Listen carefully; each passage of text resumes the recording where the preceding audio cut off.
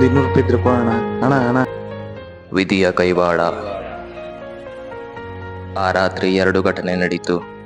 ಅವನು ಹುಟ್ಕೊಂಡ, ರಮ್ಮಿ ಆಟನೂ ಹುಟ್ಕೊಂತು. ಅವತ್ತು ಹುಟ್ಟಿದ ಮಹಾನುಭಾವ ಯಾರು? ಸೀನಾ, ರಮ್ಮಿ ಬಾದ್ಶಾ.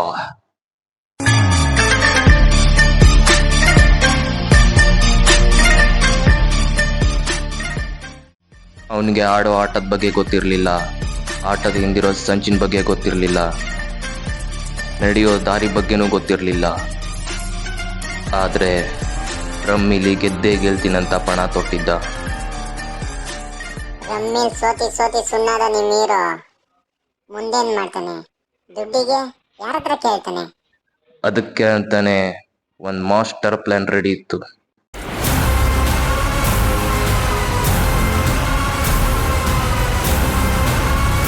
ಏಯ್, ಏನೋ ಬೇಕು ನಿನ್ಗೆ? ರಮ್ಮಿ ಆಡಕ್ಕೆ 500 ರೂಪಾಯಿ ಬೇಕು.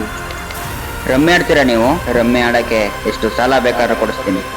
ನನ್ಗೊಂದು ಆಟ ಗೆದ್ಕೊಡ್ಬೇಕು. ಗೆದ್ರೆ ರಮ್ಮಿ ಅಡ್ಡಾನೇ ನಿಂದು. ಸೋತಿನಂತ ಗೊತ್ತಿದ್ರು ಮತ್ತೆ ಸಾಲ ಮಾಡ್ತಾನ. ಸಾಲಗಳಿಗೆ ಒಳಗಾದವನು ಮತ್ತೆ ಸಾಲ ಮಾಡಕ್ ಹಿಂಜರಿ ಅಲ್ಲ. ನೀನು ಸಾಲಗಳೇ ತುತ್ತಾಗ್ಬೇಡ. ಮರ್ಯಾದೆ ಒಂದ್ಸಲಿ ಹೋದ್ರೆ ಮತ್ತೆ ಬರಲ್ಲ. ನಾ ಮರ್ಯಾದೆ ಇಲ್ದವನ್ಗೆ ಅದೆಲ್ಲ ಅಂಟೋದೂ ಇಲ್ಲ.